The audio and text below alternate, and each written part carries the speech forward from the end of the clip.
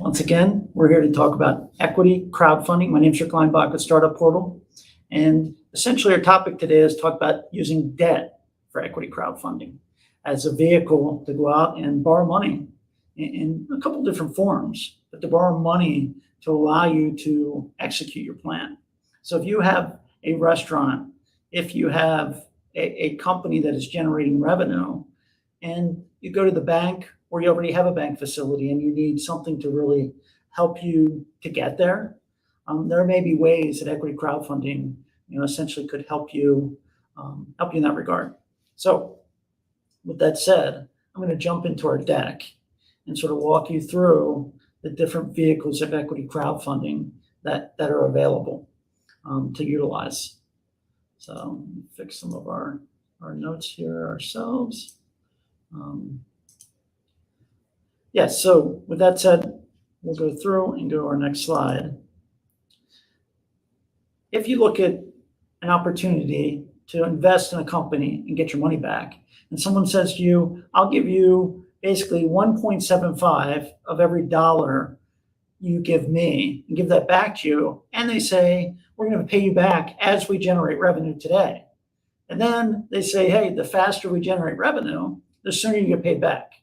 So if you do the math and you look at their model, there may be an opportunity to start getting your money back in very short order, but also by the time you're fully paid, have a decent return on your revenue and cut down on your risk, essentially your revenue risk as you get paid back, or I'm sorry, your really return on capital risk. So there's an opportunity there for companies, and this one's pretty aggressive. We'll see their example later on, but it really shows that they need the funds, and they're willing to have a decent exchange to get those funds. So with that said, equity crowdfunding is geared around the non-traditional way or a new way to raise capital. The traditional way was to go to a bank, sit down with the banker, present your business plan.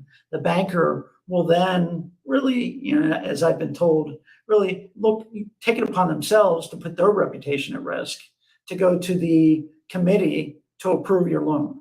So they really want to dig in and make sure you have a good plan in place. And you really have to deliver and have all the numbers and everything together. With equity crowdfunding, using equity crowdfunding as a bank, you're in some regard doing the same thing. You're putting your information out there for potential investors to look at. However, it's spread, and the risk is spread around not just one banker or one loan committee, but the crowd itself. So they can invest in smaller chunks and help you get to where you need to go. Now, I will say, as we look at the examples that we're going to talk about, equity crowdfunding and using it is not the most inexpensive way to borrow money, without a doubt. It has to fit your purpose. You have to have the ability to get the capital back, but it's not the most basically effective way. Your traditional bank really would be the best way to raise capital, and typically they're going to have better rates, and they're going to have essentially they're going to want more collateral, let's say. Alternatively, before we get to the next area, when you're looking at some of the online fintech companies, buyer beware as far as borrowing from them, even if it's $30,000, $40,000, $50,000, because they will ask you to start paying back on a weekly basis. And what that does is put pressure on you to make sure you can deliver on a weekly basis versus whether it's a bank or equity crowdfunding on a monthly basis or potentially quarterly basis. Has a big impact on your business if you're not careful. So with that said, there are different options, and debt is used in different ways of raising capital for small businesses. The banking, the friends and family, private equity. You can do private equity with debt. Usually it's that little more expensive, or it comes with a quirk to it, like warrants or options, and other types of vehicles get very expensive. And usually there's a cutoff to say, hey, pay us back this. So you could do a loan for a year, but guess what? 12 months period of time, boom, you're going to need to get paid back. Equity crowdfunding, it was designed to be favorable to essentially the crowd, to let them have the opportunities to see decent returns, but also to the potential borrower in terms of debt, to make sure they potentially have a vehicle outside the traditional ways of raising capital, because there's a risk element to it.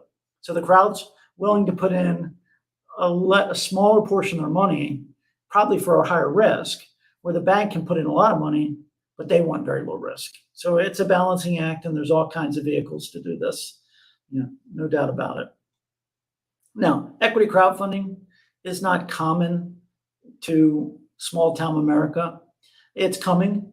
It's a vehicle that's used in typically cities, technology-based companies, but there are companies, breweries, restaurants, software, all facets of businesses are utilizing equity crowdfunding, and many of them are using it, as we'll see from a few examples, for the defined purposes that they need. So just saying I'm going to open a restaurant, or I'm going to start a company, I'm going to raise capital, you're better off on a Kickstarter, which is people giving you money, and not expecting a return on it. Here are people wanting their money back. Now, let's talk our first example. Balavanera is based in New York City, and essentially it's an Argentinian restaurant. The plan for them to build out the restaurant is about $1.1 million, and they've already have a bank loan.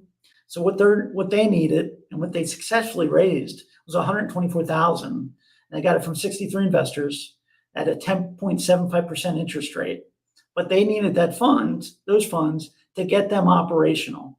The 60% for additional equipment and another 40% for what's called working capital. And if you're opening a restaurant, in the working capital, they define it as opening cost. Really, you're going to have that window of time where you open the doors, you hire staff, you train staff, but you're not generating full capacity or a large percentage of revenue day one. You're usually opening, getting your systems together and bringing in the crowd over time. So really, the working capital helps you, and also it helps you manage, essentially you're putting out for inventory, getting revenue back and refurbishing the inventory, et cetera. Now, one of the things in this regard is that there is a lien on the assets. This is coming through a portal by the name of Honeycomb, which really specializes in a lot of food-based type companies that allow you to essentially piggyback on another loan. In this case, they have a blanket lien on the assets, which is essentially a second lien. The primary lien is whoever is the bank in front of them, which may actually be investors or something of that nature. Now, over to the right, you'll see a little chart, and it just talks about the return. So you're putting in $10,000 here. Hypothetically, if you do, your return over a 5-year period is going to be $13,194. They're going to start making payments either in 3 or 6 months and then pay through, and it's a loan over a 5-year period of time. So if you have confidence or want to support a company like this, you can certainly make a higher return than a traditional CD, of course. And the nice thing with loans is you're the bank, so you're starting to get your money back pretty quickly. So that's example number one. Example number two is the hottest thing out there, pickleball. So these folks in Massachusetts want to put together a facility with 10 pickleball courts, and they have high hopes. They're looking to raise $75,000 to I think $125,000 to allow them to basically, as you can see from the right-hand side, build the courts, put the netting in, upgrades to the building, and obviously the portals themselves. And this one is Mainvest. They actually have a certain percentage of fee that they will take in essentially helping you raise the capital. So in this case, it's a revenue share, and you can go to their debt revenue agreement in their documents. If you go to Mainvest and track down Pickleball City, you'll see that they say it's a revenue share note. They're going to give you back essentially for every dollar 1.4 back on your return, and they have high hopes of generating $5 million in revenue on this facility, and raising the capital to do so. Now, this is where you have to really do your own homework to say, okay, pickleball's hot. Are there other companies that have done pickleball that have done crowdfunding? and do a comparison just to see, is this in line? Can they really do it? Get to the point where they can raise capital, and they're successful to raise 65K, but can they get to that revenue level where they're paying me back as we start, where we started, as fast as they can by generating revenue? Now, look into these guys.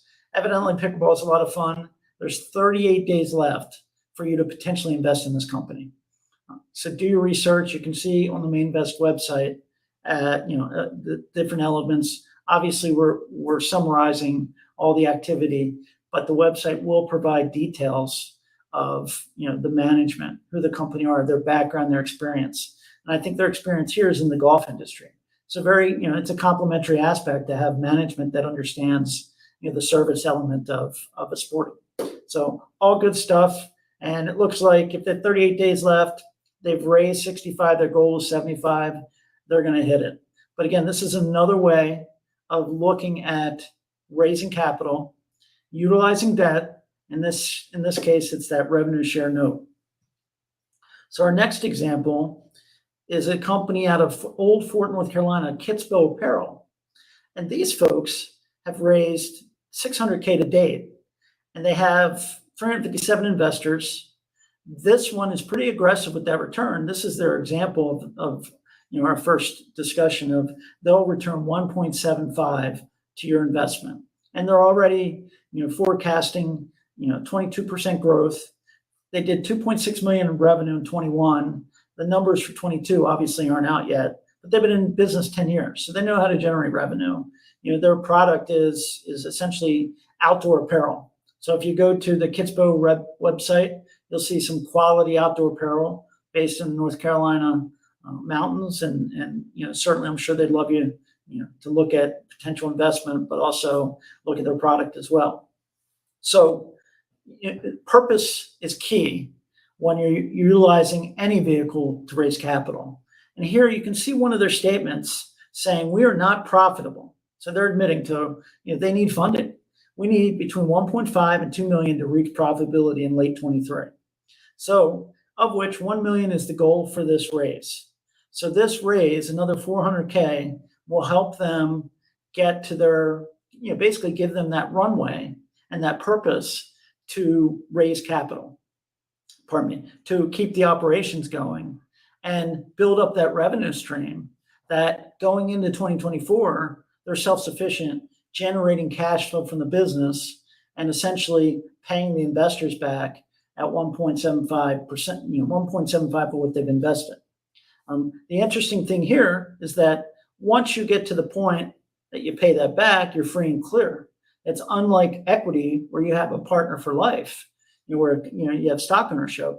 Here you've paid it off, you got it done, and don't get me wrong, 1.75 million over a 5-year period of time might be a heavy lift for these folks, because I think the percentage revenue may be like 0.7%.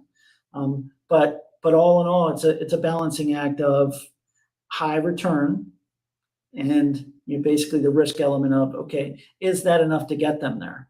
Now, the beauty is, let's say they need to go out and get another loan, or they need to bring in equity for investors.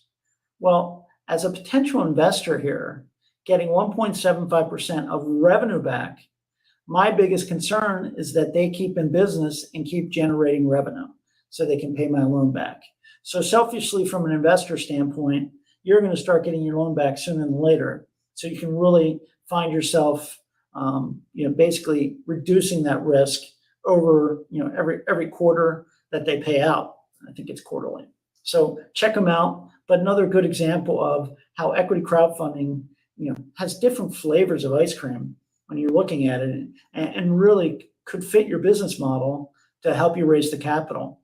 And vice versa, if you're an investor, just to look at these companies, do your due diligence, try to compare to others to allow you to see, does this make sense for me? And quite frankly, especially with the a portal itself, the requirement sometimes is only $100.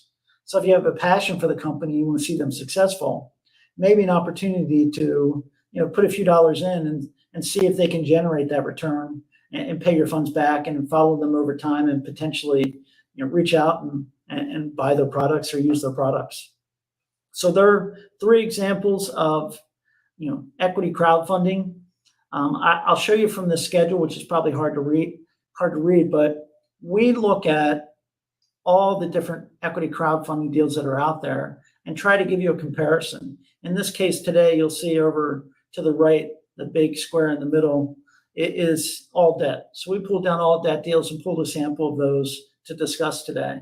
But really, when we're doing this, we're drilling down to see, does it fit your business model, and trying to find examples that may provide you the opportunity to understand, hey, this, I think I can raise capital with this at the appropriate level, but also put myself in a position that, I can afford to pay it back. And when you're done, you're looking at, essentially just you. So that's, that's the piece that I like.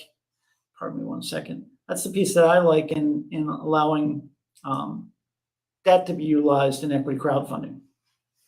So with that said, we'll, so one thing at the left here, if you're watching this and you're like, hey, I'd like to see a certain industry, feel free to send us an email, Rick at Startup Portal or info@startupportal.com, and we'll gladly send you this sheet so you can actually drill down on the filing and the SEC website to help you prepare and understand, essentially equity crowdfunding. So we'll go to the next slide. Startup Portal itself, essentially, we have two locations. We are an outsourced financial services company that specializes in helping startups with financial planning, modeling, helping you with the business plan. We typically don't write your business plan. And obviously we talked about equity crowdfunding. So feel free to reach out, if you have any questions, comments, etc. I'm glad to speak to you. And then obviously, please follow us on the social media, and we'll have other events, other activities that can help educate and provide that balance between investors